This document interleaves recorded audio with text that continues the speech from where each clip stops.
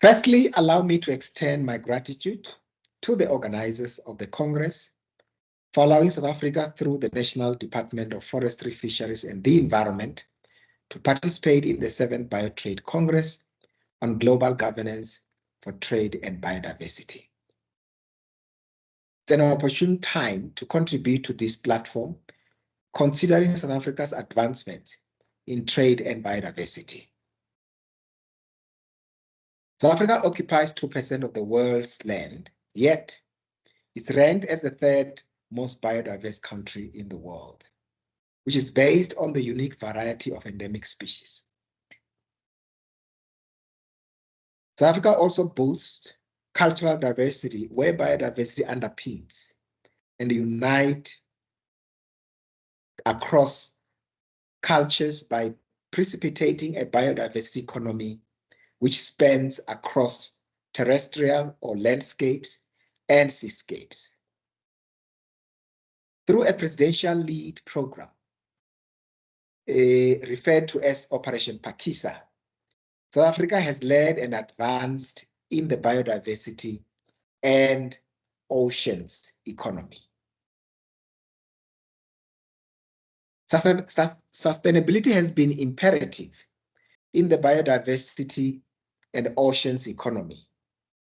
South Africa's efforts to achieve global environmental benefits can be seen where the country is quite active in meeting its obligations as a member of the Convention on Biological Diversity, the Convention on International Trade of Endangered Fauna and Flora, and its associated treaties, and the most recent Khorommbi Global Biodiversity Framework.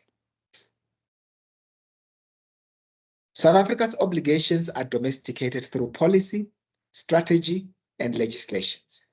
And the biodiversity sector of South Africa also recognizes the biotrade principles and criteria as an integrated and practical mechanism to achieve its obligation to international treaties. Like the intentions of the biotrade principles and criteria, South Africa meets its obligations for the biotrade sector through a value chain approach. And in this case, in the case of rooibos, honeybush, and boho, actors from all parts of the value chain work together to achieve agreed goals, namely access and benefit sharing, conservation and sustainable use, and local natural ingredient product development. Secondly, we also take on an adaptive management approach toward implementation, which allows for corrective measures to be adopted because of ongoing monitoring of impacts. The scope of adaptive management entails the review of relevant legislation, system thinking, and implementation of legislation affecting the value chain, as opposed to siloed, inefficient methods, thus providing an enabling environment for the sector.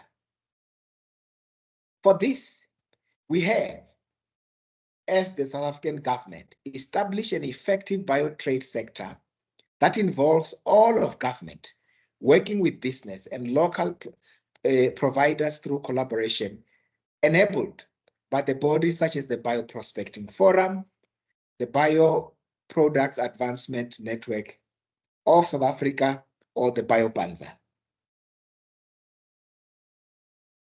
Other adaptive measures include collaboration in the business support community and tailor-making support interventions through funding and building technical capacity. By now, I'm sure everyone is aware of the world first industry-wide benefit sharing agreement on traditional knowledge of rooibos. Here, we adapted legislation to develop a best practice for an entire industry to form part of a benefit sharing agreement with the Khoi and the San communities of South Africa.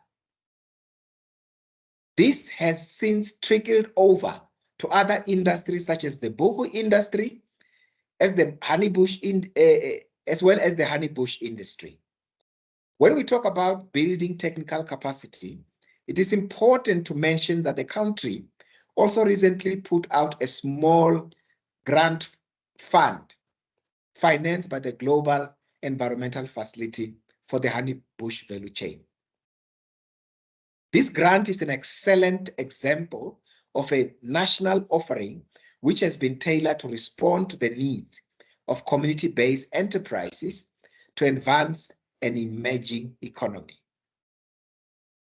We have also taken an integrated approach to biotrade where ecosystem integrity and sustainable livelihoods are deeply embedded in biotrade, leaving no area or stakeholders behind. This becomes key to ensure inclusivity as the nexus of success to date. Thank you.